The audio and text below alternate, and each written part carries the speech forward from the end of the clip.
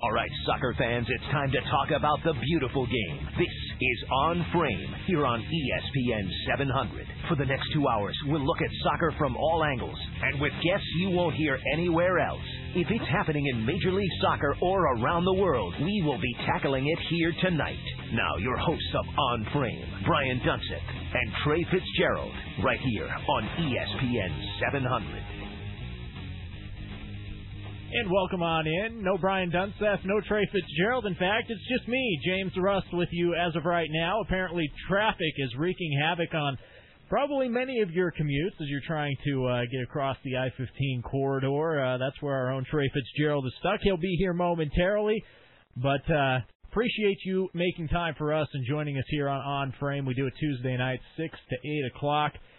And we talk soccer for the next 2 hours. We've got a good show lined up for you coming up. Brian Dunseth will actually be joining us via the telephone at some point along the broadcast, but we'll also catch up with Real Salt Lake's Nat Borchers, and we'll touch base with an MLS analyst as well, still working out the details on who exactly that will be, but glad to have you in as we look back and look ahead on the schedule for Real Salt Lake. A lot of people probably a little bit up in arms about the latest result for RSL, that being the 1-0 loss Saturday night in Colorado. They were looking for the Rocky Mountain sweep, and crazy enough to think, but so far with the Rocky Mountain Cup, I mean, it was already in hand for Real Salt Lake with the victory in the second leg as they won the first two matches 2-0. But on Saturday had the chance to pick up the sweep, and no team has ever swept the Rocky Mountain rivalry. Amazing enough to think, but it hasn't happened, and it didn't happen once again as Colorado able to snap their 6-game losing streak. They lost 8 of 9 coming in, and that's where I think a lot of RSL fans are maybe a little bit disappointed in the club and the result. Looking back at really the last 3 results for Real Salt Lake on the road, it's been a bit of a struggle in MLS play. They've dropped their last 3. If you throw in the CONCACAF match with Herediano, 4 straight losses on the road. And maybe a little bit more alarming is the fact that they haven't scored any goals on the road, being shut out pretty much in each of those last 4 games. And they've got another road test coming up on Saturday. They'll go to Vancouver, face the Whitecaps, Western Conference matchup, and it's a familiar matchup because if you look back, Real Salt Lake, Vancouver was in town to face Real Salt Lake on the 27th of July. Since then, RSL traveled to Costa Rica, faced Herediano, came home, then traveled to Colorado, faced the Rapids. Meanwhile, Vancouver, they just went back to Vancouver, and they've just been chilling out. That's right, since the 27th, Vancouver hasn't played anyone. They've been waiting for Real Salt Lake to come to Vancouver, so they're well-rested, where Real Salt Lake has been traveling, playing. Maybe fatigue is setting in a little bit. The injury to James and Olave, obviously not helpful. We'll kind of give you some more details on that as he's dealing with the strained hamstring. Looks like he'll be out anywhere from 4 to 6 weeks. So not good news there for Real Salt Lake fans. And then if you look at it, Nat Borchers, who will be joining us here in a few minutes, he'll be missing the upcoming matchup with Toro FC. That's the next CONCACAF game, which will be on August the 21st at Rio Tinto Stadium. So, in fact, for that one, and we'll get Trey Fitz-Gerald's thoughts as he gets in here in a minute, we'll get his thoughts on what that lineup may look like for Jason Kreis, because if you look at it, Nat Borchers will be out. He'll be serving the red card suspension, and you'll be without James and Olave. So your 2 starting center backs will not be available in that upcoming CONCACAF matchup, Game 2 versus Toro FC, the Panamanian champion, on August the 21st at Rio Tinto Stadium. Jason Kreis will have to pull some strings. We'll see what kind of lineup he can throw out there, but dealing with some midseason injuries. That's what happens. We're kind of into the late stretch of the season. If you look at the schedule, I believe only 10 MLS games left on the schedule. Kind of crazy to think, even with as long as this season is, as it takes us into October and things, but only 10 games left. 6 of those will be on the road. So we talked about the road woes for RSL as of late. They're going to have to get things figured out, get things straightened out if they want to make a push for that Supporters' Shield race. But at the same time, I mean, everyone's kind of throwing things out there. RSL struggled. They're not playing well. We'll get to some fan reaction. We'll open up the telephone lines to you and kind of let you chime in as well there. But a lot of people, maybe a little, if you're frustrated and things with the way that Real Salt Lake has been playing, you got to look at things, step back and look at the big picture. Because through 24 games played, Real Salt Lake not in a bad position still. Granted, San Jose has a game in hand, but RSL still only 2 points out of that first place spot in Major League Soccer, meaning 2 points out of the Supporters' Shield race. Not a bad place to be right now. San Jose ahead, 44 points through 23 games played. RSL right behind them, 42 points through 24 games played. And then even if you look over in the Eastern Conference, Houston and Sporting Kansas City, they're tied atop there with 40 points through 23 games played. So I know the results have not been great as of late, particularly on the road, but all in all, stepping back, looking at the big picture, RSL still in an okay spot. Yes, they are going to need to get things figured out on the road because that has been an issue as of late. But if anyone's going to be able to do it, leave it to Jason Kreis and the boys to get things figured out. So not a bad situation, although it's been a bit of a struggle, and we can go back and hit on it again. If you're going to struggle, now's a good time to get the struggles out of the way. You'd much rather be a struggling team in July, struggling team in August, than a struggling team in September and October as you're getting ready and wound up for the MLS playoffs. So that's kind of where things are at right now for Real Salt Lake. And we'll be able to touch on those a little bit more in depth. We'll get Nat Borchers' thoughts. He'll be joining us here in the next 5-6 minutes. But right now, why don't we welcome my co-host into the show, Trey Fitz-Gerald. Made it through the traffic jam, and welcome in, Trey. Unbelievable traffic. It shouldn't take an hour to get from Rio Tinto Stadium here to the station, but avoid I-15. Is that what you're saying? It was pretty scary, actually. A couple cars looked like they had overturned and rolled over, and you hope that everybody that was involved is okay, but it looked pretty scary. So anyway, I apologize for being late. This was a show that I really wanted to kick off, much like you have. You had the unenviable position of doing the post-game show on Saturday night. I was in Colorado, and you know, a lot of things crystallized for me after that game, James. And you know, we had 400-plus fans there. You could hear them on the TV broadcast. You obviously saw them. They made their presence known. That's a fantastic feeling as a visiting team. I know our players all talked about it. You know, having those. They were talking about it going in. They were retweeting photos from the fans as they came into Denver, and there was a lot of excitement. Then, you know, you have the result. Obviously, a disappointing result, coupled with another 1-0 loss earlier in the week in Costa Rica. And you know, I'm on Twitter, I'm on Facebook, I'm looking at what our fans are saying. I'm talking to media, you know, and a lot of questions came up. And some of those questions were, you know, is the team's head still in Costa Rica? Did we just lose twice to Herediano? You know, why can't this team win on the road? And, you know, there's a lot of expectations out there, starting with Jason Kreis. And we'll get into this over the next 2 hours. But, you know, I want to hear from the fans about what's acceptable, because you know it's frustrating for everyone involved, but at the same time, like I just heard Bill and Hans talking, this team, despite the grind of this season, the disappointment, only having the quote-unquote first choice 11 together for 59 minutes and then I guess 57 in Herediano, is still the second best position in the league. And you know, one of the people that I was talking with Twitter on Saturday night, you know, he's like, your players don't care about the fans and maybe the season ticket holders, but what about the rest of us? And it seemed to be a tad irrational to me, but, you know, we're all fans. I'm a diehard Denver Broncos fan, and, you know, there are losses where I've been depressed for the better part of the week, but usually by Thursday I'm through it and I'm looking forward to the next Sunday.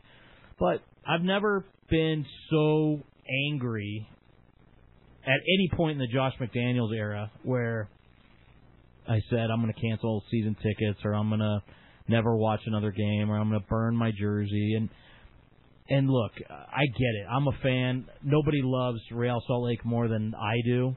And I know there's a lot of people that love this club as much as I do, and it's hard. But I'm in that locker room, fortunately, I guess, and unfortunately at times with our guys.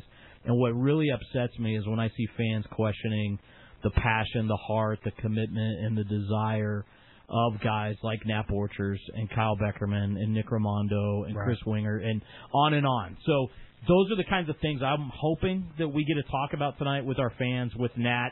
Dunny is on assignment, so he'll join us at 7 o'clock. And then Simon Borg, who's a bit of a firebrand, but writes for Major League Soccer, their website, a very opinionated individual. We'll talk to him later in the show about everything from CCL to the Open Cup final tomorrow night. He thinks RSL is an old team. He's pretty critical of Garth and Jason. But, you know, one of the other things, too, that maybe tempers all this, James, is I've had a lot of media reach out to me the last couple of days asking what's going on, but then they always say, you know, if you pulled all the coaches in the league right now, RSL is the last team they would want to play in the playoffs. So there's a mix of good things in with the frustration, the bad right now. So that's what I'm hoping we can spend the next couple hours talking about. Yeah, no, absolutely. And we will indeed open up the telephone lines to you coming up here in a little bit. You can interact with us on Twitter because we do. We want your feedback. We want to hear your thoughts, what you think of this Real Salt Lake team. Sure, they're struggling a little bit on the road, no doubt, but they're still in second place in Major League Soccer. We're going to hit on some different things. We'll get your thoughts. Me and Trey will share our thoughts with you as well. But coming up next, we're going to catch up with RSL defender Nat Borchers. You're tuned into On Frame. James Rust, Trey Fitz-Gerald with you right here on ESPN 700.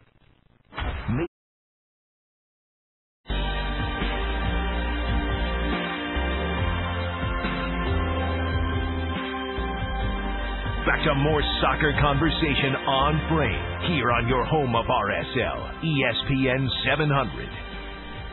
And welcome back in on Frame. James Rust alongside Trey Fitz-Gerald talking soccer with you from 6 to 8 o'clock. We do it on Tuesday nights right here on your home of Real Salt Lake, ESPN 700. Now RSL coming off a road loss in Colorado. They'd already wrapped up the Rocky Mountain Cup trophy, another trophy in Rio Tinto Stadium. The title was in our hands, but we were looking for the sweep last Saturday as we traveled down to Colorado. Unfortunately, unable to pick up the 3 points or pick up any kind of result as RSL fell 1-0. But joining us right now, a Colorado home. What am I trying to say here, Trey? He's from Colorado native. Colorado native. There you go. The pride of Pueblo. The pride of Pueblo. Absolutely. That's the way to put it. That's the way to title Nat Borchers. The pride of Pueblo. Nat Borchers, RSL defender, joining us right now on Frame. Nat, appreciate you making time for us. How are you, man? Hey guys, appreciate you having me on. How's it going? It's going well. Now I understand. Obviously, the travel's been heavy, having to go to Costa Rica, you then came home for a day or so, headed off to Colorado. I imagine fatigue's been a little bit of a factor, but head coach Jason Kreis has given you a couple days off today and tomorrow, I believe, to kind of, or was it yesterday and today rather, to kind of get things straightened out. So what have you been able to do with your couple days off? Yeah, we got yesterday and today off, and I think it was really important for everybody to rest their bodies and, you know, to get their minds right, you know, after obviously a tough week, you know, losing to Herediano and also losing away to Colorado. I think it just shows that we're a little bit fatigued on the road right now. We're struggling on the road, and we definitely are going to need this week to get things right and get our minds right. Nat, we've been talking a lot the last few days internally and with our fans and then here on the show about kind of the weight of expectations that the fans, the players, coaches, that everybody has for this club. And after the game, I think you had the most comforting tweet. You said amazing support from our fans, felt like we were playing at home. We all need to play better if we want to start getting road results. And I've had a lot of conversations with people about the idiosyncrasies and the factors specific to Major League Soccer about trying to win and travel on the road. So talk a little bit about that from the player's perspective, from the distance to the weather factors, all the things that aren't necessarily replicated in England and Spain and other nations. Oh yeah, I think that we as players recognized how important, it was to get results on the road back, in 2008, where we couldn't honestly, 2008, 2009, we couldn't buy a result on the road. We tried everything we could. We changed, things. We tried to tweak things on the road in terms of when we ate dinner, when we had pregame meals, when we were resting, what times we were flying in. Nothing seemed to work. And then, in 2010, we turned things around. And, a big reason why we did that was really just, our understanding of how to play on the road. And we all came to the agreement that, we don't play the same way on the road as we do at home. And we understand that, and that's fine. Now to take it a step further, when we are on the road, we have to be, much smarter, much more disciplined. We're not going to have the ball as much. We understand that. And I think we realize that, listen, we're on the road. It's not going to be pretty. Let's just get a result. And, that really served us well, I think, the last couple of years. And, we need to get back to that and get back to that kind of understanding and be unified as a group on what we have to do to accomplish that result. Nat, one of the things I'm always reminding people, as frustrated as maybe the last month of road results have been, is that we're only 5 points away from setting a new standard for this club in terms of road performance with, I think, 7 road games left. Yeah, and I think, like I said, you look back to those years where we were just dreadful. We only, I think, won 2 games on the road in 2009. We just couldn't figure things out.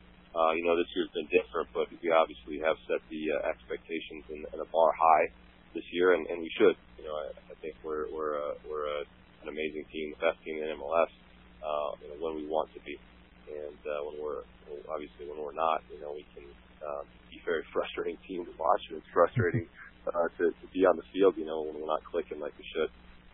So definitely, an important week, like I said, for us to get back on track. Nat Borchers with us here on Frame. And, Nat, before we look forward, I want to look back a little bit more with you to CONCACAF play, to Herediano. We all know how exciting things were when you guys made the run into the CONCACAF final and were so close to edging out Monterrey and moving on there. But what's kind of the mindset? This is an experienced group. You guys have been together for a while. Obviously, some new additions have been made, but the core of this team has been together for a while. You guys went through the CONCACAF run the first time together. What is different about going through it the second time where you had success the first go-round? I think understanding a lot about the way these teams play, from Central America, and kind of understanding like the style of attack that you're going to see on the field. I was talking to the other defenders on the team before the game against Herediano, and I said, look, you can't expect to see the same kind of movement from this Costa Rican team as you would, Sporting Kansas City or Houston or a team like that. They try to break you down different ways, and they try to spread you out. And they're a lot more intelligent, I think, at doing that than teams are here in MLS. So I think that, for the first 10, 15 minutes of that game, you actually saw it. They did a great job, I think, of spreading us out, making things difficult for us defensively, and they opened us up to score that first goal. I think it was a reminder for sure, something we should have been more prepared for, and we weren't. But I don't think we'll be caught off guard the next 3 games we play here. Nat, you said something that kind of caught my attention. Maybe they play a little bit smarter. So would you say that in CONCACAF play, it's almost you have to be that much more sharper mentally? Physically, you're playing against great teams, champions of certain areas and things, but is the mental part, is that where everybody has to raise it up to the next level? Yeah, I think, really, a lot of that comes down to being, obviously being disciplined when it comes to, fouling and dealing with the CONCACAF referees. I use the example of myself, in the game against Herediano. You're never going to see a red card pulled, a foul like that, in MLS.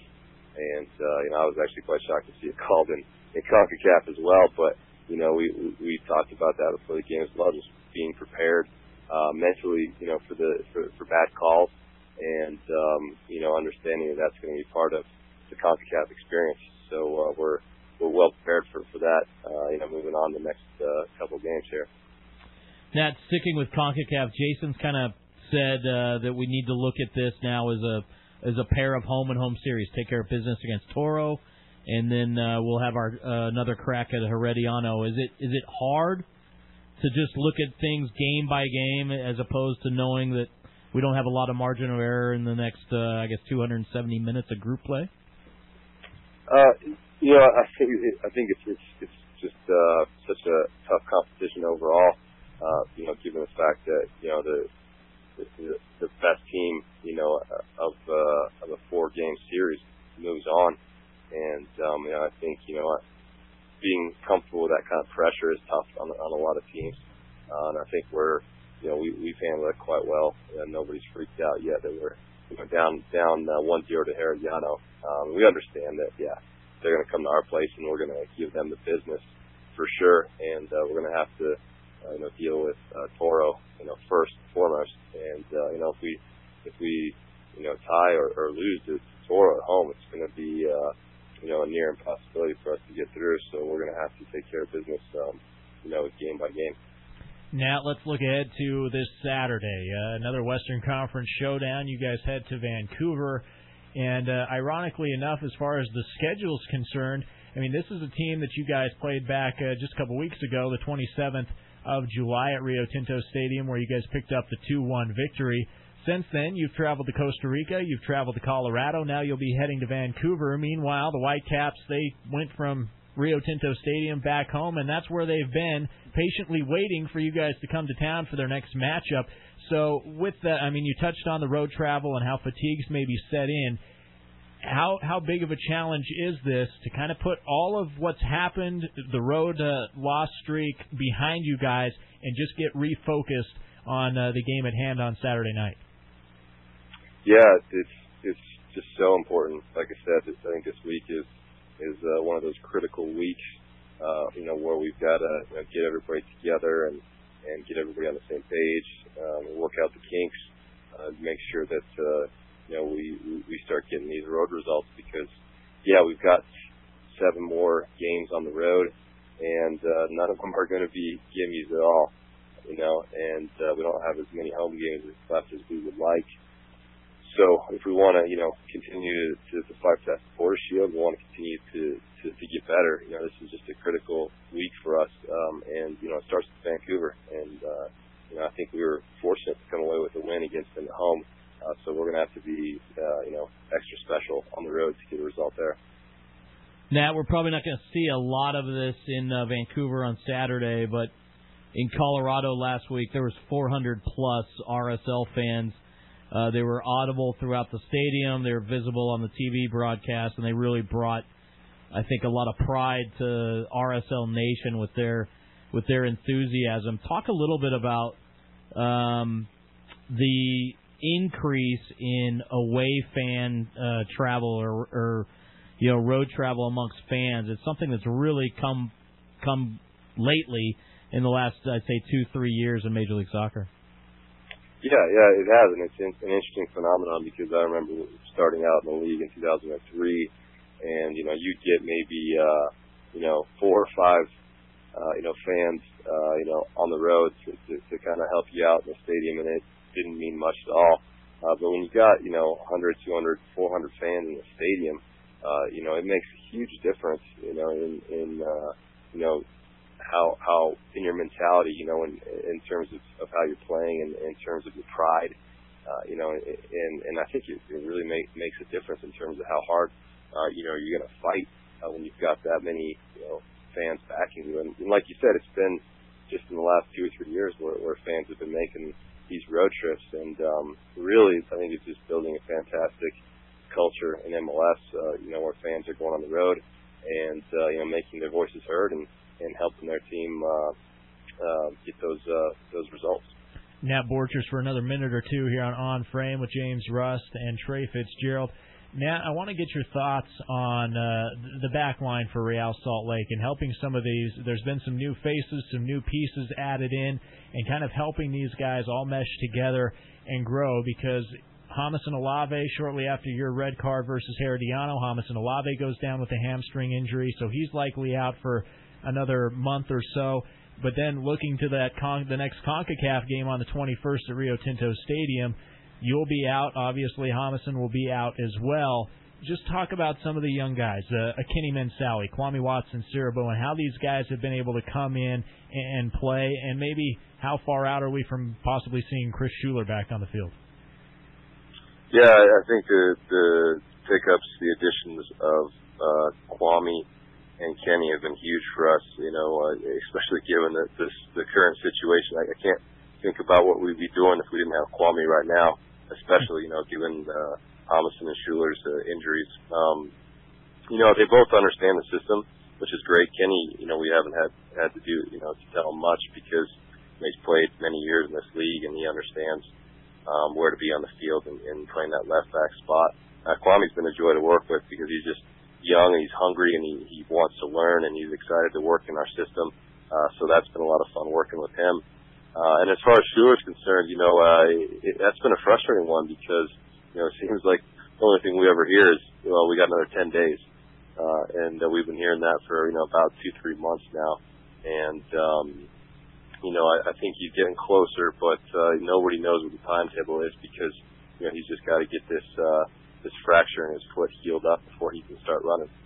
Now, when you were in Kwame's shoes, when you were his age, was Robin Fraser kind of playing the role of Nat Borchers back then?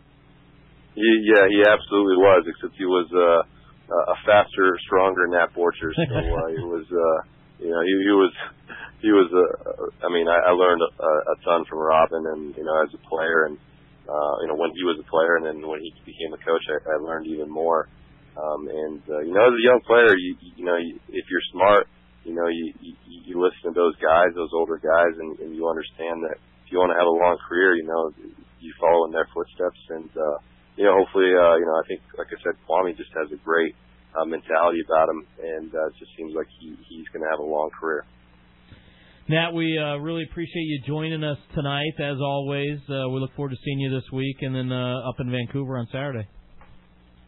Great. Thanks a lot for having me on, guys. Thanks, Nat. Good luck to you and the guys.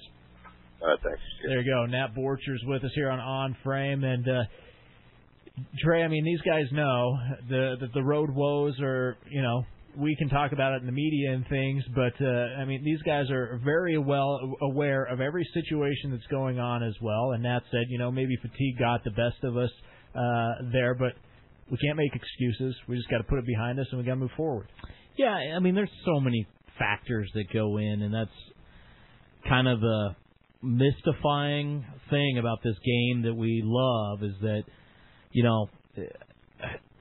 if Justin Braun's header goes in, how different is that game? Yeah. If any of those Colorado shots that hit the crossbar or the post, how different is that game? Yep.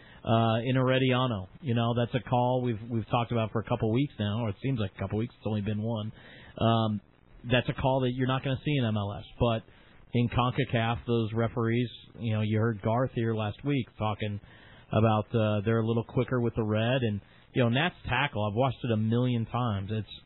It's a hard tackle, but there's nothing dirty or unfair or malicious or anything about it. And, he's talked ad nauseum about it as well with the local media, and I think everybody's ready to kind of move past it. And, we lost Kyle Beckerman to a yellow card suspension rule the last time around in CONCACAF. Yep. We saw a game where both Nat and Tony had gotten ejected that first game in Columbus in the quarterfinals. So there's a lot of quirky things. The most disturbing thing for me going back to CONCACAF is that in 7 CCL group games now in this club's history, we've given up the first goal in 6 of them. And, there was a lot of times in that first go-around that we were able to bounce back, but that's not something you want to do to yourself. Yeah, you don't want to put yourself in the hole early on, but I guess to your point, they've been there before and they bounced back before. We'll see if they can do it again, but not not the start they were necessarily looking for. You're tuned into On Frame. James Russ, Trey Fitz-Gerald. Here's what we're going to do, soccer fans. We want to hear from you. Let's open up the telephone lines. 877-353-0700. Again, 877-353-0700. Toll-free call anywhere you can hear us. We want to get your thoughts on this RSL team. CONCACAF talk. If you got questions for myself or Trey, that's fair game as well. Just want to get your take and a chance for you to interact with us here on the show about Real Salt Lake or anything else that might be on your mind as well. You can also get us on Twitter at ESPN700James. At Real Salt Lake is where you can interact with us there as well. We're going to take a break, but dial us up during the break, 877-353-0700. We'll hear from you next here on Frame on ESPN 700.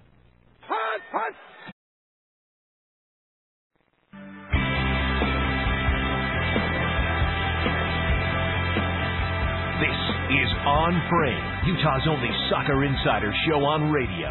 Now back to the boys on ESPN 700. And welcome back in. James Russ, Trey Fitz-Gerald with you here on Frame, talking RSL, talking MLS, talking CONCACAF. We've even got some U.S. Open stuff we're going to get to here coming up in a little bit. Glad to have you with us here on the program. That's our nation's national championship there. Yeah, James. we should give it some love and respect, right? Absolutely. Coinciding with the Olympics, I mean, it's just a good time, I guess.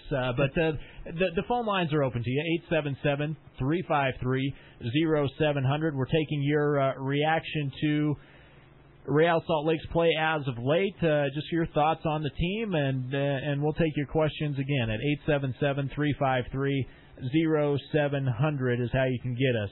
Jeremy's going to lead us off on the phone lines. Jeremy, welcome on in.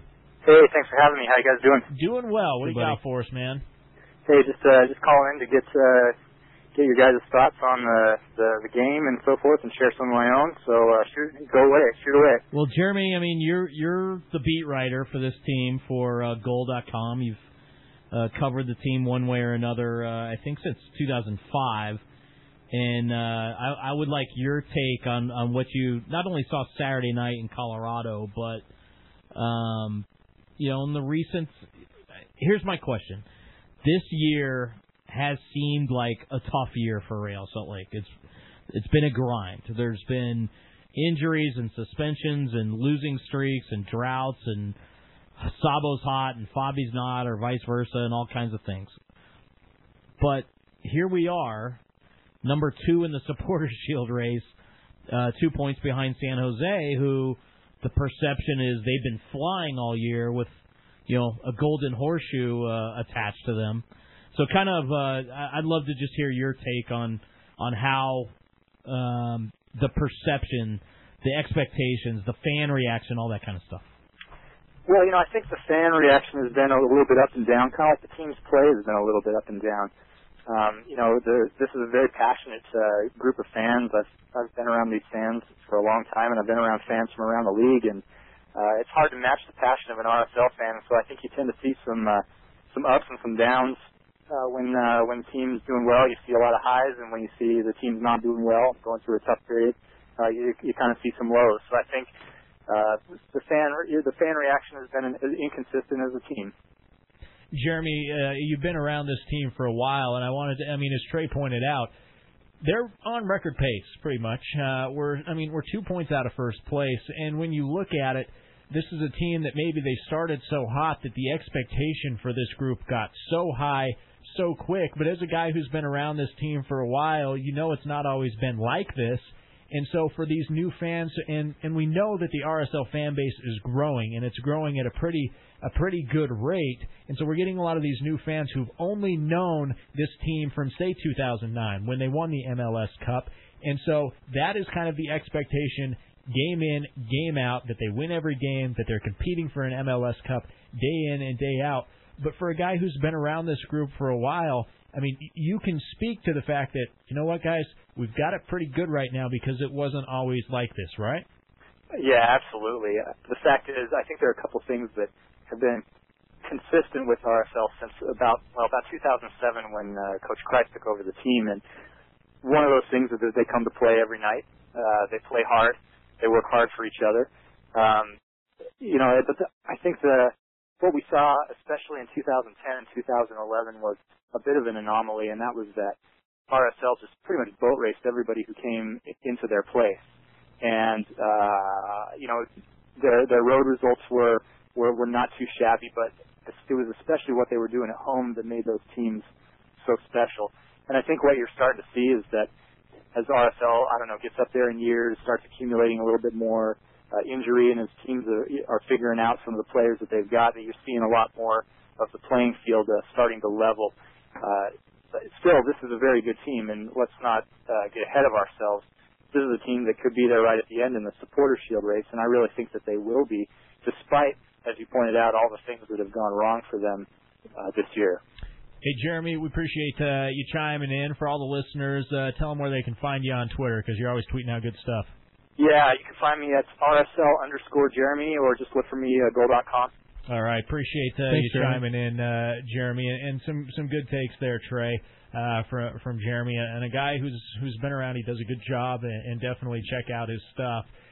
But as also the phone lines are open to you as well, 877-353-0700. If you've got anything on your mind regarding Real Salt Lake, Major League Soccer, CONCACAF, whatever it might be, feel free to dial in and fire away. We're going to welcome in another one of our good listeners and a big fan of Real Salt Lake, Chris Anger, with us now on Frame. Chris, welcome in, buddy. Hey, thanks for having me, guys. How's it going? It's going well. Your take on the recent ups and downs for this Real Salt Lake team? It's I watched the game Saturday night, and the first thought to me was just thinking short term, is these guys just look really, really tired. I'm not normally one who will make excuses for the team. Sometimes I'm pretty critical when they don't look like they're performing to the standard where I think they should be performing. But then I realized some games, just like last night, there's just some variables that you can't account for, and traveling and the amount of games that they had in such a short period of time was one of them. So it's just, they're inconsistent right now, yes, but also there's just so many different variables this year that they haven't had in years past, whether it be players still trying to learn the system or the traveling that's been going on. It's just, it comes and goes, and each team has a lull they go through. Chris, one of the things just hearing from Jeremy and now you that's kind of come to my mind is it's almost like a double-edged sword, right? If we are as relevant as we are in this marketplace, and we always want to be more and more a part of the community and a vibrant part at that, the kind of irrational fan reaction to losses like we saw Saturday night is kind of part and parcel of that, don't you think? Yeah, it's just, you're going to take every fan base has got fans where their expectations are. They always want to win. Look at the recent success of Utah and BYU. Whenever one of those teams lose, there's the fans that expect every game should be a win. That they just come out of the woodwork and just start criticizing, the school president on down to the special teams captain on why they're not winning games. It's just being a fan is such a funny situation in life. It's you're either really passionate or you're just a casual observer. But either way, everyone's got an opinion and they all want to share it. Isn't that the great thing about sports, though, Chris? As a fan, and we're all fans. Sure, we sit in different positions, and sometimes we have to take a different light as to how we look at things because of the position we're in. But as fans, that's the great thing. Everyone's entitled to their own opinion. We can all look at it. We all watch the same game. Everyone's going to come away with it with a little bit different opinion in some ways. But isn't that the great thing about sports? Oh, I love it. I remember the game right before the 4th of July game where I was pretty critical of the team from their lackluster performance. I can't remember who they played. And I was being called out for not supporting the team like I should. And I said the same thing on my podcast. I just said, listen, I'm entitled to my opinion. I don't think they performed well. You're entitled to yours. But it's just because I voiced my opinion doesn't mean I'm not a fan. Me not going to a game or me not supporting the team and buying gear, that makes me not a fan. But if I'm supporting the team, I'm going to have an opinion. You better believe it. Chris, I think I'm as good to the game as anyone else. So yeah, I think opinions are great. It's the things that anger me, though, is you can call a spade, and anybody that knows me knows I've told our broadcasters, everybody TV, radio associated with the team, call a spade. We have to be authentic. There's no sugarcoating. There's no homerism. But when fans start questioning heart and desire and passion of the guys in our locker room, that to me is overboard. And that's where I kind of get crazy. Well, especially if you hang around, I mean, not that everyone has the opportunity to do so, but if you see these guys together, if you see how they practice, if you see them off the field, there's no lack of passion with those guys. These guys want to win every game. Now, sometimes, like with last week, are they tired? Yes. Or sometimes they're just on the same page? Yes. But they don't want it. I mean, they're professionals. They want to win every game. I mean, they're almost like fans that way. They don't want to lose. Are you kidding? I mean, that's not good for them to lose. Chris, good stuff, man. We appreciate you chiming in with us here on Frame. I know you've got the podcast and stuff. Why don't you give a quick shout-out and tell people where you can find it at? All right, the podcast is theRSLShow.com. Look for RSL Show on iTunes. And I, of course, am RSL Show on Twitter. Thanks, Rick. All right, thanks, Chris. That's Chris Anger of the RSL Show with us here on Frame. We're going to take a quick break. On the other side, we'll set things up for hour number 2. We got a good lineup. Brian Dunseth will be chiming in. Dunny obviously does a great job on the RSL broadcast. And then Simon Borg will join us as well coming up in hour number 2. But we can get some of your phone calls in next if you dial us up now, 877-353-0700. It's On Frame. James Rust and Trey Fitz-Gerald with you right here on ESPN 700. Avoid. You're listening to On Frame, the Soccer Insider Show. To join the program, call 877-353-0700. Now back to the boys on ESPN 700. And welcome back in On Frame. James Rust, Trey Fitz-Gerald with you. Brian Dunseth will be joining us shortly via the telephone. But Trey, as we wrap up hour number 1, you were telling me during the break. Well, it's funny. So obviously since Saturday night, I've been thinking about all this fan furor about the team, and it's the Olympics, so you see the little polished vignettes and all that stuff. And I read an article this morning about the captain of the Iceland team handball. It was written by Joe Poznansky, who I'm sure we've had on ESPN 700 before. And this guy's an icon in Iceland. They were knighted for winning the silver medal in the Beijing Olympics, but he had a quote in this story that kind of struck me. It says, "You want to play for long enough that you leave with a medal around your neck. In the end, though, it's not about medals. It is the journey that stirs us." So thinking about that statement in the context of this club, where everybody's talking about the windows closing, this group's been together for 5 or 6 seasons, we got a lot of guys on the quote-unquote wrong side of 30, and they need more hardware to be remembered as one of the elite teams in the history of Major League Soccer. But if you're a fan, think about, the home winning streak and all the things in the journey along the way that hopefully do result in a trophy and a medal. So it's just it's fun to kind of have that kind of perspective, and it seems like those types of stories come around every 4 years during the Olympics, right? Yeah, no, absolutely. Good stuff. That's going to do it for hour number 1. Coming up next, Brian Dunseth will also catch up with Simon Borg. You're tuned into On Frame. James Rust, Trey Fitz-Gerald on ESPN 700.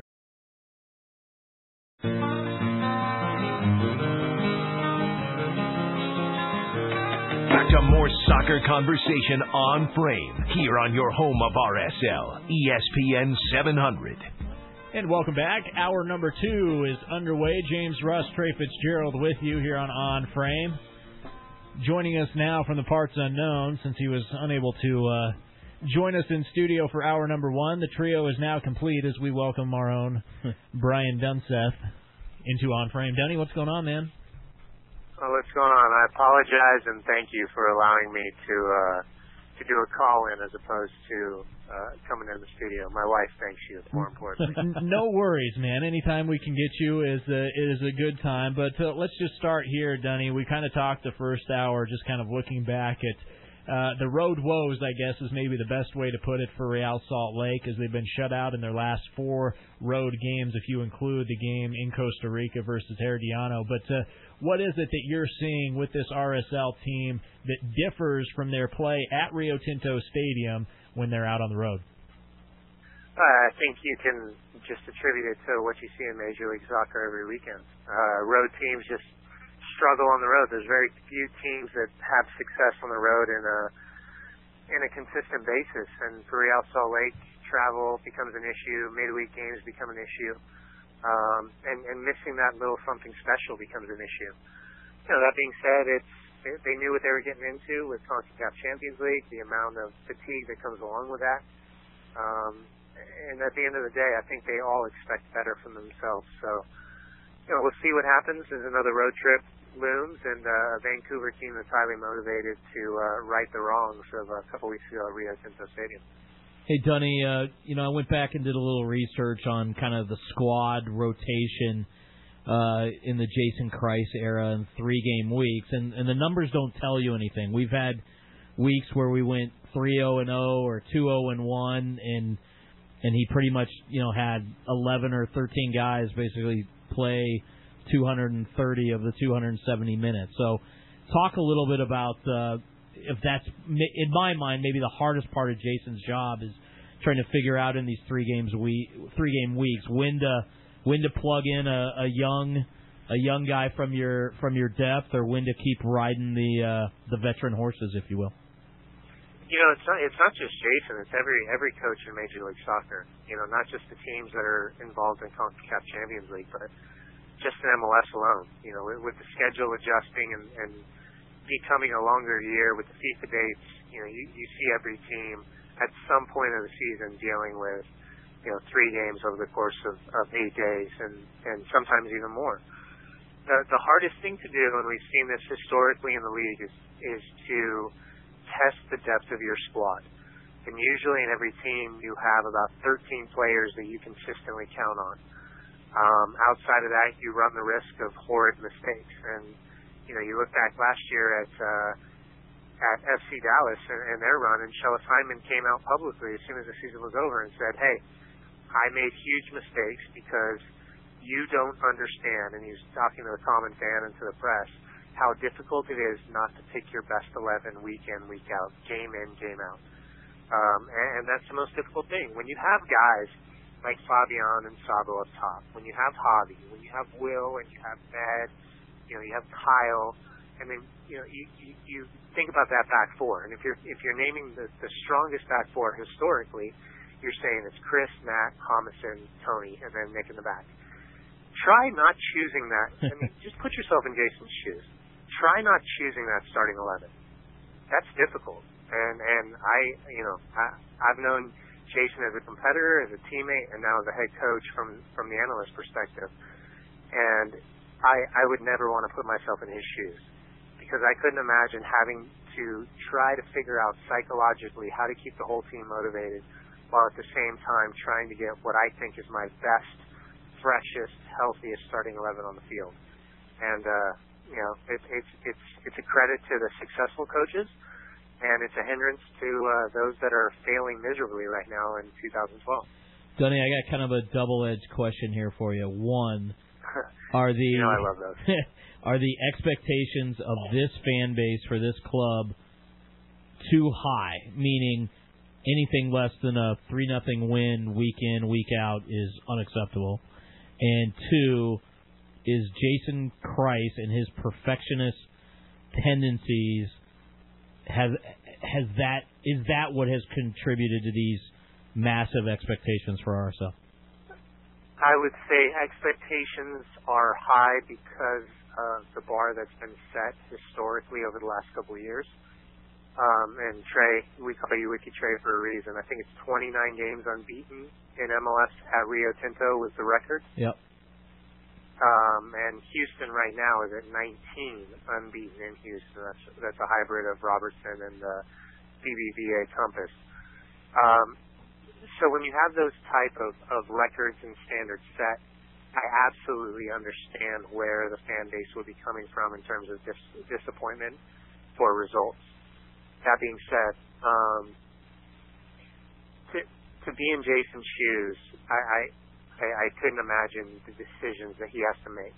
Because I think we forget, what we focus on as fans and as supporters of Real Salt Lake is we focus on 90 minutes between the white lines.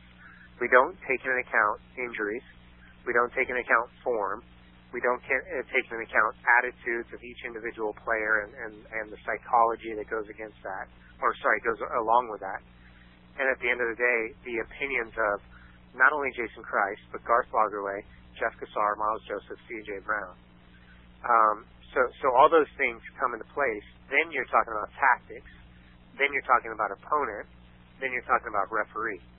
So you take all those into account, and that's a lot. If you really want to break it down outside of just 90 minutes, hey, we didn't get the result we wanted in Colorado, think about all those steps, that Jason has to put in his mind outside the fact of a travel, an international travel, a disappointing result, and a red card on the road, and the fact that he lost one of his strongest players to injury.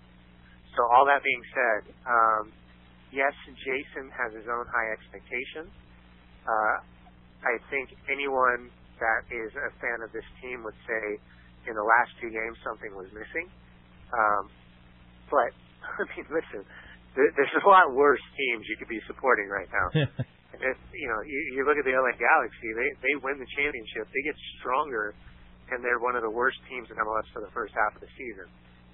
They put together a strong little comeback, and then they get thumped 4-0 on the road in Seattle. So, yeah, things could be a lot worse. And it's not always, it's not always about heart and the fight and just putting up with everything that's going on. Sometimes things go wrong, and I'm not saying things went wrong on the road in Colorado. You left a guy unmarked, and for the second time after hitting the post, then he puts one in. You made a mistake, you got punished for it, and it didn't feel right. Something was missing. And I think with a full 7 days, Jason's going to get it right, and the players are going to get it right, because they hold themselves accountable inside that locker room just as much as Jason holds himself accountable. Brian Dunseth with us here on Frame, joining us from outside the studio this week. Dunny, wanted to get your thoughts on a player that we haven't seen in a couple weeks, one of these guys that can maybe come in and provides a little bit more depth and some rest to the starting 11, that being Luis Gil. What maybe your thoughts on why we haven't seen as much of Luis over the past couple games as we had seen in the stretch prior? The hardest part with Luis is acknowledging the fact that he's an incredibly young kid. For how young of a kid he is, he's just phenomenal. He is a phenomenal athlete. He's a phenomenal player.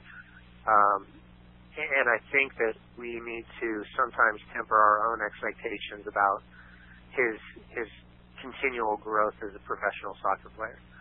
I touched a little bit on it earlier. The personalities and the players themselves, the form, the injuries, the knocks. Luis played the first half of the season under a tremendous amount of pressure because Javi wasn't ready. Also, he was carrying a knock, and it was a pretty serious, injury that he was carrying that he fought through the entire time. When you have Luis healthy and you have a Javi healthy, now you got to figure out, is Luis better than Ned Grabavoy? Is Luis better than, Will Johnson? And coming off the bench, is he better as a starter or a substitute? And if so, if he's better coming off the bench, you got to take into account the competition around him. And the competition is Johnny Steele, Sebastian Velasquez. He's in for a battle. And Jason's always been very clear with Luis in terms of public acknowledgement, is that he is a young player, and we are going to do our best to bring him along in the fashion that will, build him as a young player, build him as a professional player. And the kid's got incredible talent. He brings something special to the field every single time. But can he dominate? And I personally am talking about this game in, game out, whether it's Real Salt Lake, an FC Dallas game, a Chicago game, an NBC game, a Fox game, whatever it may be. These young players who have more talent in their pinky toe than a majority of MLS players as a whole, can they dominate? Can they be the guys that not just step on the field, but can they be the guy that once they get the ball at their feet, they not only make something special happen in a split second, but they make something special happen over the course of 90 minutes. And at the end of the day, that will be the challenge of Luis over the course of his career, as long as he's in Major League Soccer, or as long as he is looking for that big chance, that big move, because that kid's got the talent, and at his age, if he continues to grow in the way he should be growing, he's not going to be in MLS much longer. Dunny, last question for you. This team has gone 4-5-1 in its last 10 MLS games. There's 10 left on the season. What needs to happen for this club? What are the things this team needs to improve on to finish in that Supporters' Shield race, at least in the top 3 in the Western Conference? I would say they need to find their consistency, and that's not a cheap shot in any way, shape, or form. It's one thing to get points at home. It's another thing to go on the road and fight for points. But if they can find a way to put together more than just 45 minutes of perfect soccer, I think Jason's been pretty public with the fact that he hasn't seen the consistency that he's seen the years before in terms of a quote unquote complete 90 minutes, and I think that's what this team needs to see. And it's not Jason, it's not the coaching staff, it's not Garth Bogway as the general manager, it's the players themselves. Because at the end of the day, they need to understand that they are going to be continually facing opponents that, when they're at home, they're going to sit back and look to hit them on the counter. And when they're on the road, they're going to pressure as high as possible and not allow both Tony Beltran, Chris Winger, Kenny Mansali, whoever's on the outside, get forward into the attack. The one concern that I see is when they face 4-3-3 formations, they have a difficult time trying to figure out a way to get that simple possession built out of the back, and that's what they're known for. If they could figure out a way to become a little bit more consistent on the road, dominate the possession, especially on the road, and then just become, just that team that you don't want to play against. And that's what they were. I think that they will be very, very difficult to beat. Once we get in the playoffs, it's a whole different animal, because that just becomes a war of attrition, fitness, health, yellow cards, red cards, and ultimately referee decisions. Dunny, thanks, man. Appreciate you jumping on. Hope you can enjoy your evening with the family, and we'll catch up with you again soon. I appreciate it.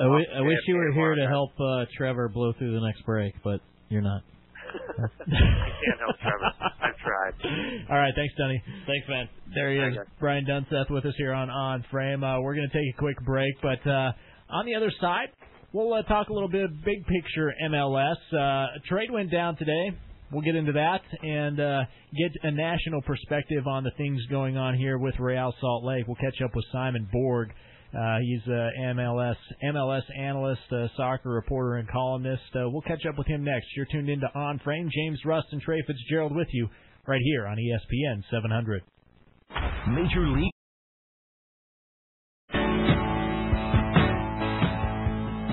This is On Frame, Utah's only soccer insider show on radio. Now back to the boys on ESPN 700.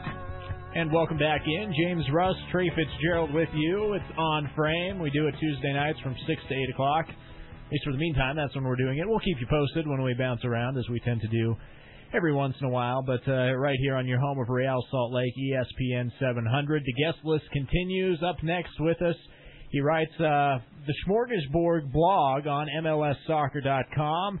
Simon Borg joining us in Salt Lake City on Frame. Simon, we appreciate you making time for us. How you doing? James, Trey, glad to be with you guys. Hey, Simon, let's start with, obviously, here, we'll get to some local stuff here in just a second, but I wanted to get your thoughts, some national news going down today, kind of a quirky trade, if you will. That's the way I'm looking at it anyway, as Troy Perkins and Donovan Ricketts trading places and kind of looking at things on Twitter and different things bouncing around. It just kind of seems, the best analogy I think I saw was it seems like the two teams are just trading $100 bills, so to speak. What do you make of it?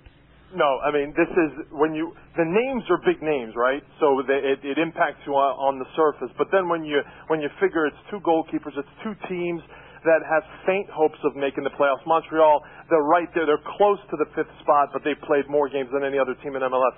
So to me, this is two teams already looking ahead to the future, figuring out cap room and salary budget, looking ahead to what may be happening in the off season. That's how I look at it. I think Portland, in the end, they're going to be going with Jake Gleason, their backup goalkeeper. He's a New Zealand international. He is a phenomenal talent. Every time I've seen him play, and I tune into those exhibitions that are streamed over the internet, he's a phenomenal talent. He's going to be the guy they're counting on. So for Ricketts, we'll see how long he sticks around in MLS. But I would think this is not as major a trade as the names would have you make you believe. Simon, thanks for joining us. And sticking on the goalkeeper theme, talk a little bit about the news just coming out in the last half hour. Luis Robles coming back from the German second division, going into the allocation order. Where do you expect that young American goalkeeper to end up? Well, that's an interesting question. So he's a goalkeeper who spent 5 years in the German second division. And with Karlsruhe, which is his last club in the second division, he wasn't a major factor there. He was highly touted back in the Super Draft 2007 when he was picked by DC United and they tried to sign him, but he did go number 50 in that draft. So I don't think we're looking at an automatic starter here, but an experienced backup type goalkeeper. So I think there's even a shot he goes through the allocation order, because he has to go through allocation rankings. New England has the top spot. I wouldn't be surprised if he goes through that, has to go through waivers afterwards. But if there's a team, New York had their eyes on him before, a couple months ago, before it was determined that he was an allocation player. And so you'd figure they might take a look at him. They already have 3 keepers, but since they had an interest. But again, I don't think he's going to be a difference maker from the get-go here.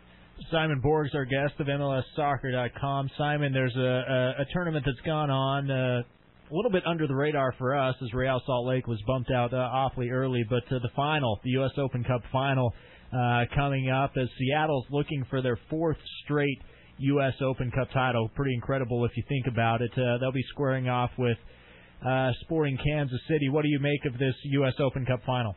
Well, to me, it has the potential to be MLS Cup final come December 1st. That's how good these two teams are in their respective conferences. Look, I think the moment, Wednesday, August 8th, is going to suit Seattle Sounders because they are in a great moment. They are as healthy as they've been. Eddie Johnson's still hot. They're coming off a great win, and they're playing on the road. Yes, funnily enough, Seattle, often criticized around the league for getting all those home games in the Open Cup, playing on the road will suit them in this case because Sporting Kansas City is vulnerable. They are not as comfortable in the position of dictating the game to the opposition. And Seattle, they're deadly on the counter. Eddie Johnson goes on those runs, and he has guys who can find him like Mauro Rosales. So I think this is primed for Seattle to do number 4 and shut everyone up by doing it on the road in probably one of the toughest places you can play in Kansas City. Kansas City, they're hurting right now. This is the most knocked they've been in terms of injuries. They have so many guys carrying injuries. So I don't expect much out of them. They have their best defender also on the sideline due to suspension. So I think this is for Seattle. Simon, what do you make of, just kind of a follow-up question, what do you make of the U.S. Open Cup? Because it seems like there's teams that take this thing serious. There's teams that maybe don't take it as serious as they should. I mean, this is what it is, the U.S. Open Cup. This is our own tournament. What do you make of it? I think the teams that have international ambition, because if you hear the coaches from Kansas City and Seattle, they're talking Champions League, CONCACAF Champions League. This is a birth to the CONCACAF Champions League. I asked Ziggy Schmidt, if the Champions League carrot wasn't there at the end of this one, would you be trying as hard? He says, Simon, they better keep that Champions League. I would counsel U.S. Soccer to keep that. You need it for the prestige of the tournament. I think these are teams that want to get to the Champions League and don't want to just roll the dice and figure, hey, we got to win Supporters' Shield or we got to finish an MLS Cup final. Playoffs are a crapshoot, you know that? So I think they look at this as the easiest route to that. So that's why you see Salt Lake, Seattle, Kansas City, teams that are ready. They feel they are ready to take the next step and compete internationally. I think you have teams that realize they're not there, and so maybe they don't put as much effort into it.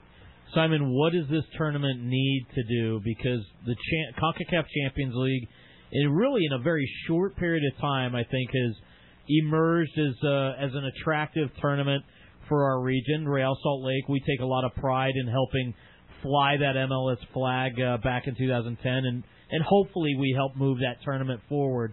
But what is it going to take for the Open Cup to attain even a fraction of that awareness, that buzz, that desire? Because Seattle's obviously made it a priority, but there's still a tournament that didn't know where it was going to be televised until a week ago.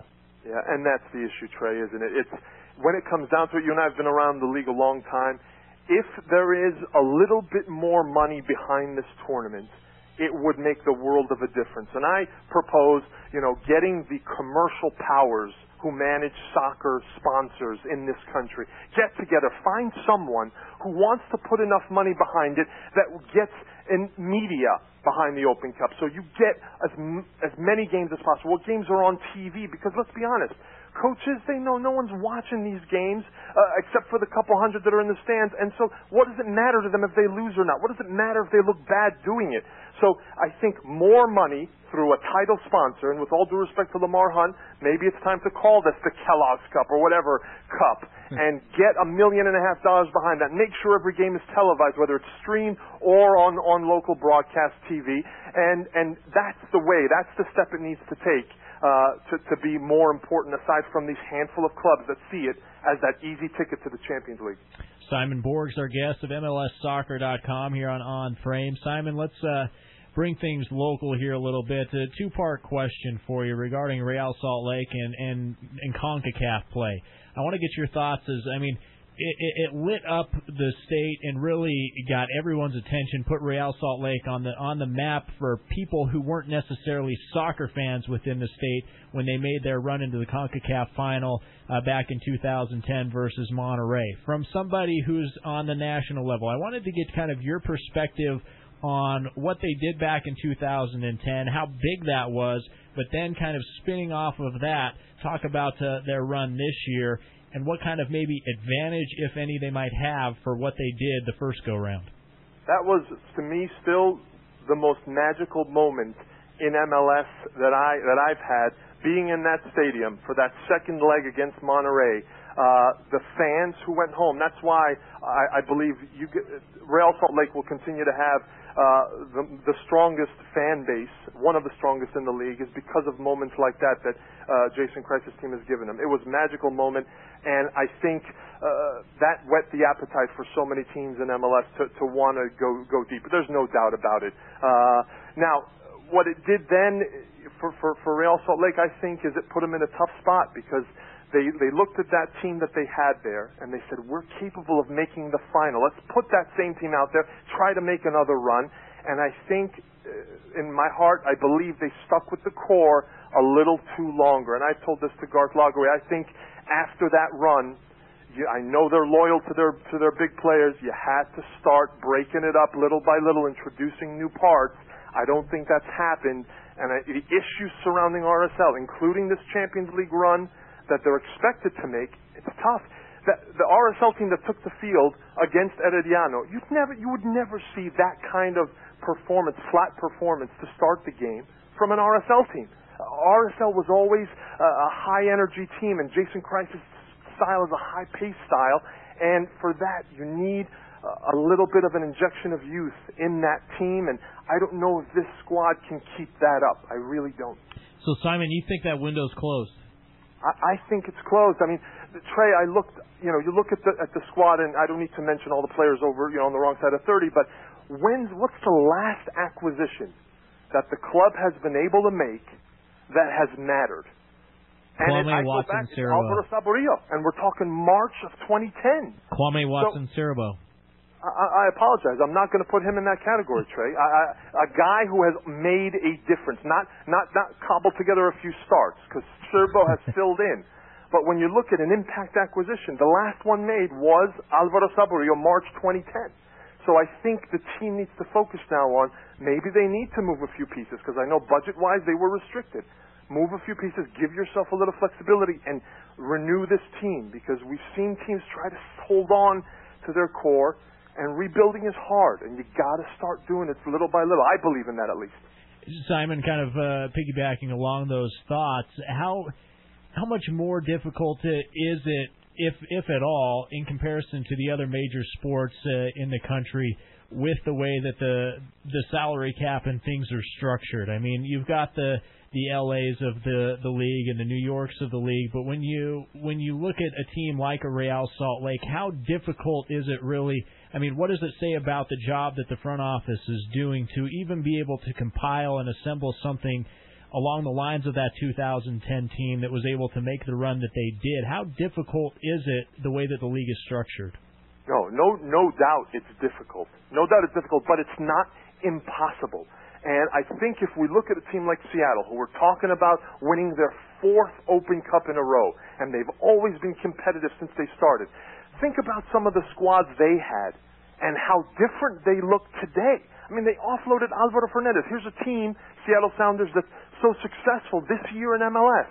Yet they're changing their forward, bringing in Eddie Johnson. They're trading a DP away. They have a new right back in Adam Johansson. They have a new goalkeeper. So it's a team that's been constantly changing. And I think in this league, to be successful because of that salary cap, you need to offload guys and continue to refresh your lineup, because when it comes down to it, this league, what's difficult about it is to continue to stay motivated from week in and week out with the summer months, with that chase to the playoffs, because I think deep down players think, playoffs is all that matters. So it's tough to get revved up every weekend. And I think you have to keep your lineup fresh, keep that competition in the squad. And I think Seattle is giving the example. Look at New York. New York's saying they're ready to trade Limpar away. Who would have thought that? They've changed so much of their squad. They're not afraid to do it. I think it's necessary. Let's not use New York as the blueprint here, Simon. Hey, what are they, second? They're second in the East. Okay. And, I mean, they've switched it up, haven't they? They have. They're making great strides, I would say. You're exactly right. So, in my discussions with different national media this week about what's wrong with RSL or what does RSL need to do to kind of get back, and it's been a rough 10-game stretch, 4-5-1 last 10 games. I am constantly reminded, and as I try not to be overly negative, that there's probably not a coach in the league that wants to face this RSL team in the playoffs. Well, yes.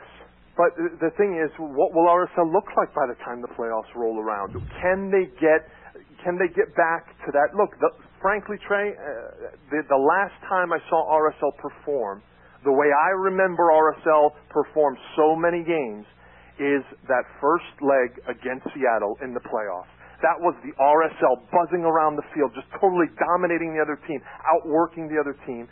And truth be told, I haven't seen that for more than a half this year. And so I think Jason Kreis agrees with you, Simon. It becomes difficult because, to me, San Jose, the 3 losses against San Jose, that's a team that right now is more motivated than any team in the country. They'll outwork anyone. And so that's why they're winning games. And Kreis said it over the weekend. He says, in this league, it's all about who's going to work harder every weekend. And I believe it. I see it. You notice it. Hey, Simon, great stuff, man. Really appreciate you making time for us here in Salt Lake City. Why don't you tell the listeners quickly where they can check out your blog and how they can find your stuff? Yeah, James, Trey, thank you for having me on. But we're on MLSsoccer.com is the official league site. So we're pumping news all the time. We're doing it all sorts of ways, videos, blog, you mentioned it. We're on Twitter, but I enjoy following you guys and everything you do to cover Salt Lake, and one of the most enjoyable teams to cover because you guys have some of the best personalities in the league, in my opinion. It's a great team to follow. Hey, Simon, really appreciate it.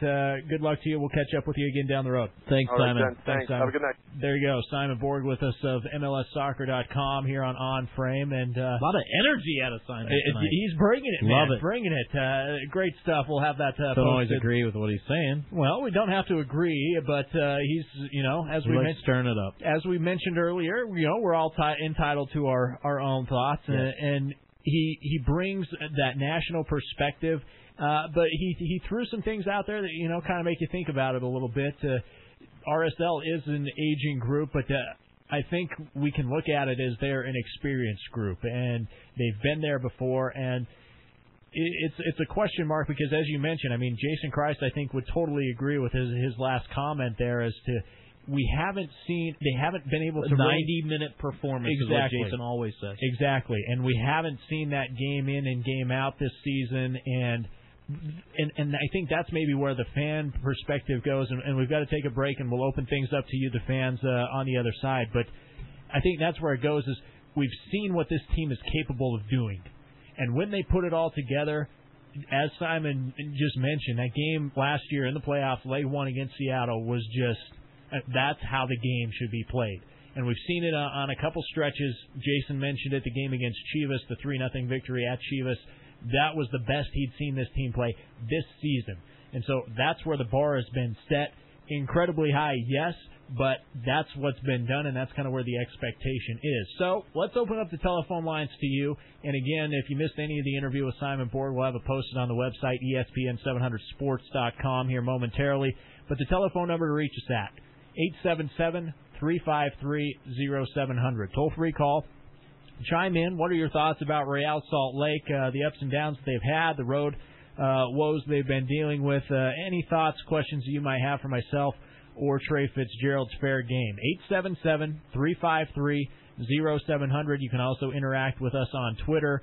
We love the tweets coming in, so keep them coming at ESPN 700. James at Real Salt Lake is where you can find us. More coming up of On Frame. James Russ, Trey Fitz-Gerald with you right here on your home of RSL, ESPN 700. Avoid the...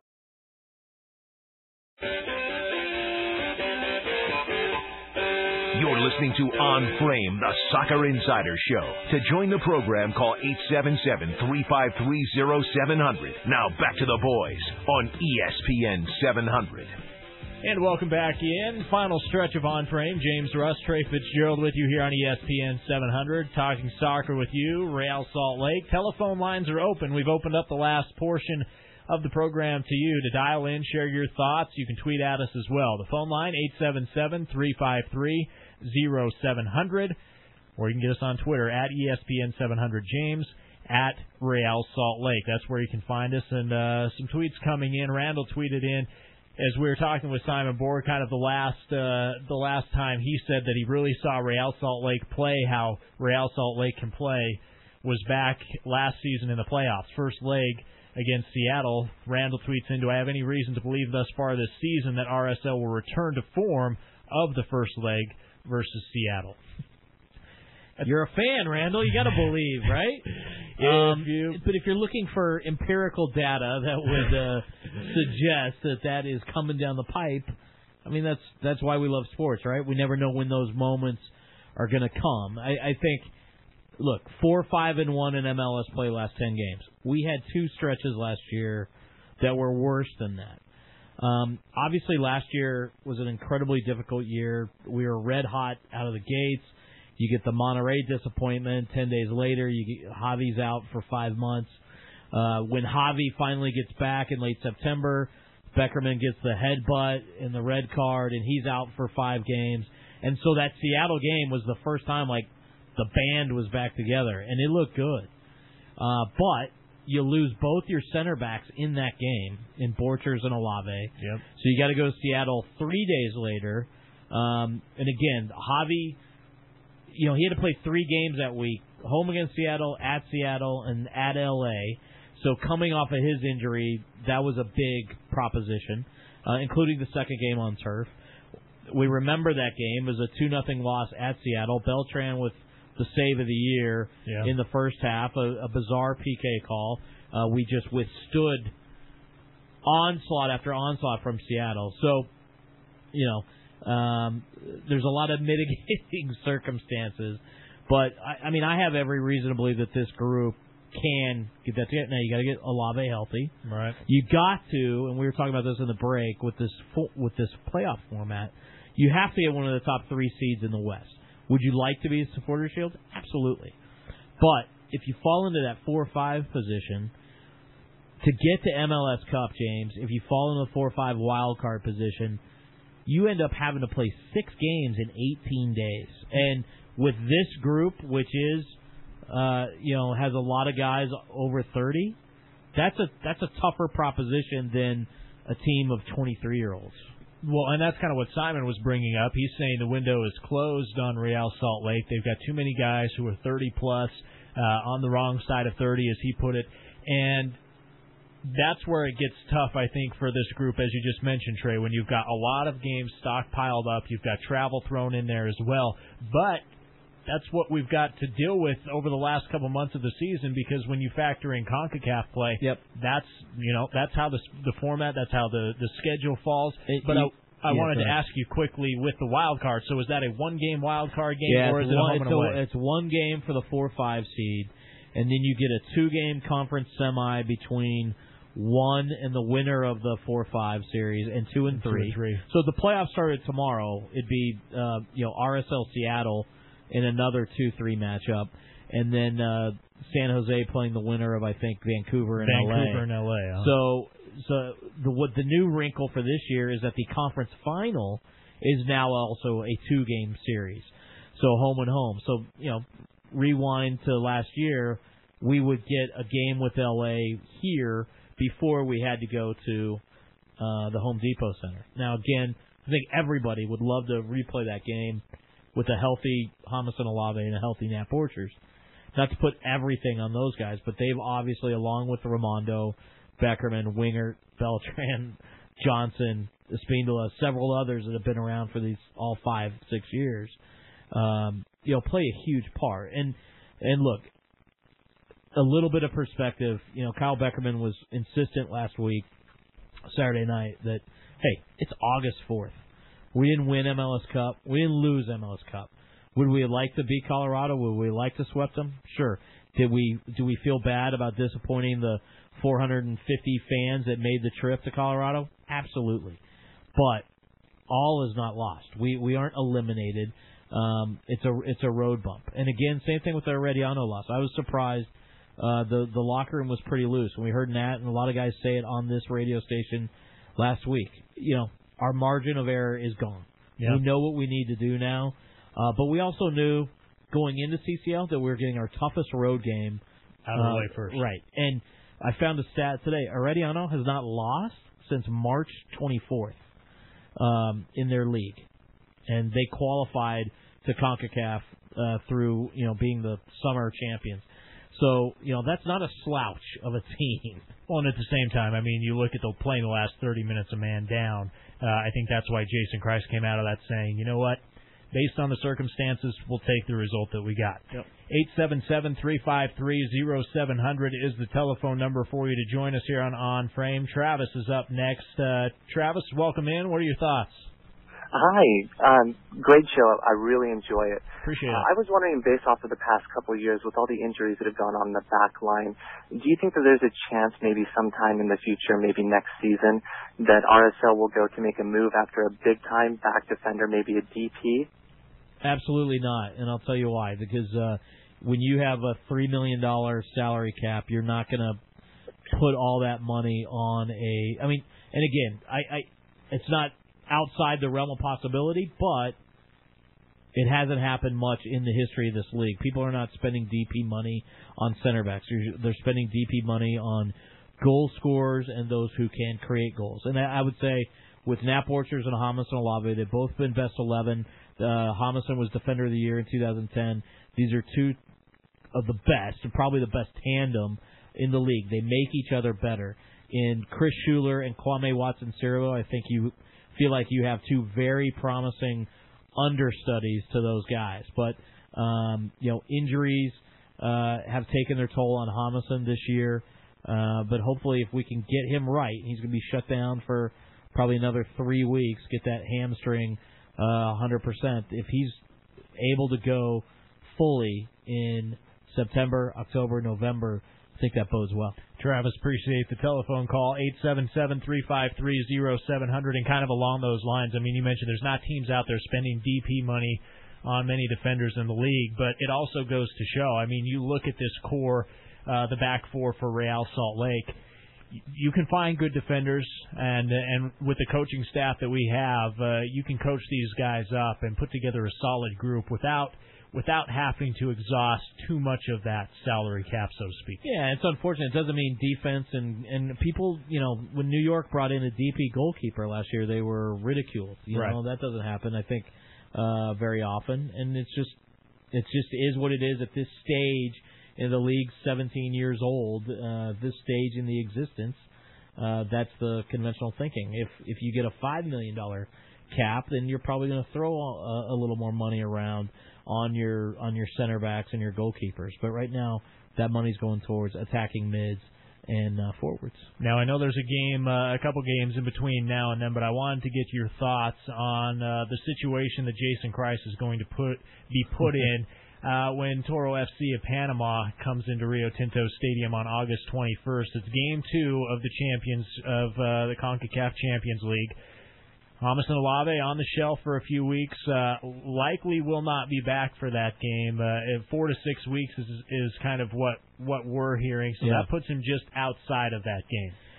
Nat Borchers will be serving the one-game red card suspension because it was in CONCACAF. Nat will be available for the next 2 MLS games, but will serve the suspension against Toro FC. So look into your crystal ball, and what do you see Jason Kreis doing? Granted, it is a couple weeks away. Things can change, but having to go out there in CONCACAF play a game with your back against the wall already without your core center backs. Yeah, obviously Kwame Watson-Siriboe is penciled in there. And, you probably go with Chris Wingert. He's played center back a lot in his career. He's played it, unfortunately for us, a lot this year. And I don't mean that as a slight against his performance. It just speaks to the instability back there due to injury. But you've got Beltran and Mansali on the outside in that situation. And I think Mansali's somebody you'd like to see in that game because Toro relies on speed and athleticism, and Kenny, as well as Tony, are guys that can put them and their outside mids and outside backs on their heels with their own offensive runs. So, but who knows? I think a lot of that's going to be dictated by what happens 3 days earlier on August 18th at home against Dallas. Yeah, absolutely. So a stretch coming up. Both up. those games on pace to sell out. So if you don't have your tickets yet, you better get them pretty quick here. Yeah, procrastination might get the better of you if you put that one off. Now, let's look ahead to Saturday. Real Salt Lake traveling to Vancouver. Vancouver currently in the 4 slot in the Western Conference. Real Salt Lake in the 2 slot with 42 points. Through 24 games played, a record of 13-8-3, while the Whitecaps, through 23 games played, 9-7-7. Now, we touched on it a little bit earlier, Trey, but looking a little bit more in depth at this one, the schedule fell pretty well as far as Vancouver's concerned. Looking back on the 27th of July, so just a couple weeks ago when Real Salt Lake picked up the 2-1 win here at Rio Tinto Stadium, Vancouver's gone home and they've just trained. They've had days off and they've trained. And they've got ready for Real Salt Lake, while RSL's gone to Costa Rica and to Colorado, and now heading out to Vancouver. We don't need to get into the fatigue factor. We've kind of hit on that. But just what do you make of this game coming up on Saturday?